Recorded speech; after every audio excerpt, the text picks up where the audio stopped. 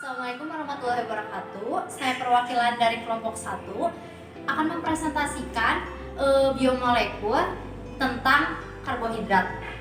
Sebelumnya perkenalkan, nama saya Widya Ayu Lestari sebagai moderator. Nama saya Aida Nur Salsabila. Di sini saya akan menjelaskan tentang latar belakang karbohidrat. Di sini saya akan menjelaskan tentang pengertian karbohidrat. Nama saya Erlin, saya akan menjelaskan tentang penggolongan karbohidrat. Nama saya Latmilani. Di sini saya akan menjelaskan tentang penggolongan karbohidrat dan Perkenalkan, nama saya Yudita Dwi Reci Rahmawati. Perkenalkan, nama saya Muhammad Rifki Abdullah. Di sini saya akan menjelaskan tentang uji Barfoed dan uji Fehling. Perkenalkan, nama saya Muhammad Yahya Fajar. Di sini saya akan menjelaskan tentang apa itu biodiesel.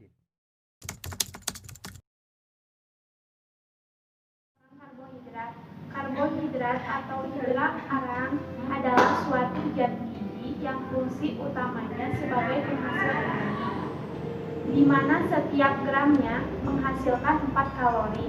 Walaupun lemak lebih menghasilkan energi lebih besar, namun karbohidrat lebih banyak dikonsumsi sehari-hari sebagai bahan makanan pokok. Karbohidrat banyak ditemukan pada sereal, beras, gandum, kentang, dan sebagainya, serta biji-bijian yang tersebar luas di alam. Karbohidrat termasuk penyusun sel karena terdiri dari molekul organik, yaitu molekul yang mengandung atom karbon C, hidrogen H, dan oksigen O. Secara biologis, karbohidrat memiliki fungsi sebagai bahan baku sumber energi baik pada hewan, manusia, dan tumbuhan. Karbohidrat berasal dari dua kata, yaitu karbon dan hidrat. Rumus umumnya dikenal sebagai CnH2nOn. Secara biokimia, karbohidrat adalah polihidroksialdehina atau keton, atau bahkan senyawa yang menghasilkan senyawa-senyawa bila dihidrolisis. Di dalam dunia hayati, kita dapat mengenal berbagai jenis karbohidrat, baik yang berfungsi sebagai pembangun struktur maupun yang berperan fungsional dalam proses metabolisme. Karbohidrat terbentuk dari hasil sintesis CO2 dan H2O dengan bantuan sinar matahari dan zat daun hijau klorofil melalui fotosintesis. Karbohidrat juga berfungsi sebagai penghasil energi dan merupakan sumber kalori bagi organisme heterogolongan karbohidrat. 1. Monosakarida berasal dari bahasa Yunani, yaitu mono, satu, dan sakar, gula. Jadi monosakarida adalah karbohidrat dalam bentuk gula yang sederhana. Dalam arti molekulnya hanya terdiri atas beberapa atom karbon saja dan tidak dapat diuraikan dengan cara dihidrolis dalam keadaan jenak menjadi karbohidrat dalam, misalnya glukosa, fruktosa, ribosa, dan galaktosa. Yang kedua, disakarida merupakan suatu molekul yang dibentuk oleh dua molekul monosakarida yang berikatan satu sama lain dan merupakan jenis karbohidrat yang banyak dikonsumsi oleh manusia dalam kehidupan sehari-hari, misalnya sukrosa, gula tebu, laktosa, gula susu, dan maltose, gula panah, yaitu polisakarida. Polisakarida merupakan karbohidrat kompleks yang terbentuk dari banyak molekul monosakarida dan mengandung sampai 3000 unit gula sederhana yang tersusun dalam bentuk rantai panjang lurus atau bersambang, misalnya amilum, selulosa, dan glikogen. Yaitu karbohidrat dibagi menjadi 6. Yang pertama, uji molis. Uji molis dinamai sebutan pengamunya yaitu Hans Molis, ahli botani Australia. Uji ini didasari oleh reaksi dehidrasi karbohidrat oleh asam sulfat membentuk benzin yang berwarna ungu. Reagen molis yang digunakan yaitu anetol yang terlarut dalam etanol. Seliwak digunakan untuk mengetahui keberadaan ketosa. Reagen yang digunakan adalah resolzinol 0,5% dan HCl pekan. Hasil positif warna merah putih.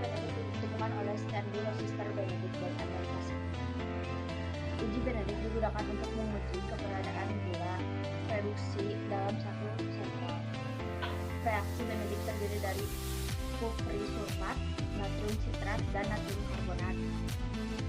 Hasil positif berwarna hijau, kuning, atau merah permukaan. Uji Barfoed merupakan uji untuk membedakan monosakarida dan disakarida dengan mengontrol kondisi pH serta waktu pemanasan.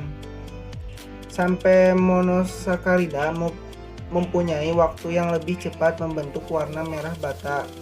Hasil positif uji Barfoed berwarna merah kejingga atau merah bata. Lalu uji Fehling. Uji Fehling bertujuan untuk mengetahui adanya gugus aldehid reagen yang digunakan dalam pengujian ini adalah Fehling A, CuSO4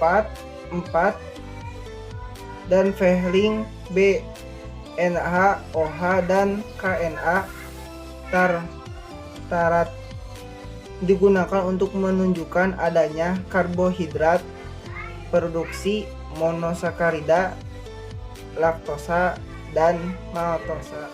Untuk mengetahui adanya kandungan amilum pada biji kacang merah atau Pasteuris vulgaris.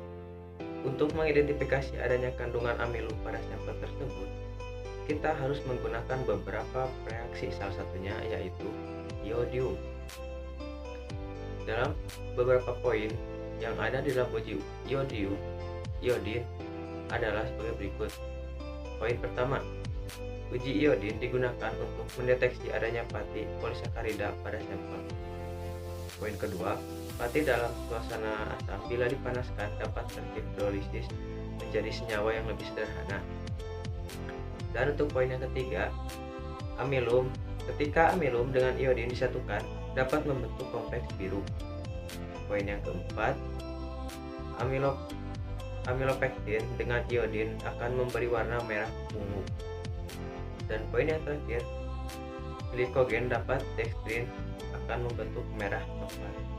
Jadi ketika glikogen di dekstrin akan membentuk suatu warna, yaitu adalah merah. Jadi kesimpulannya adalah karbohidrat merupakan suatu molekul yang tersusun dari karbon, hidrogen, dan oksigen.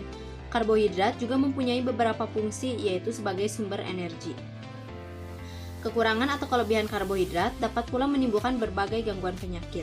Oleh sebab itu, dengan pola hidup yang sehat, kita dapat terhindar dari berbagai penyakit akibat gangguan karbohidrat.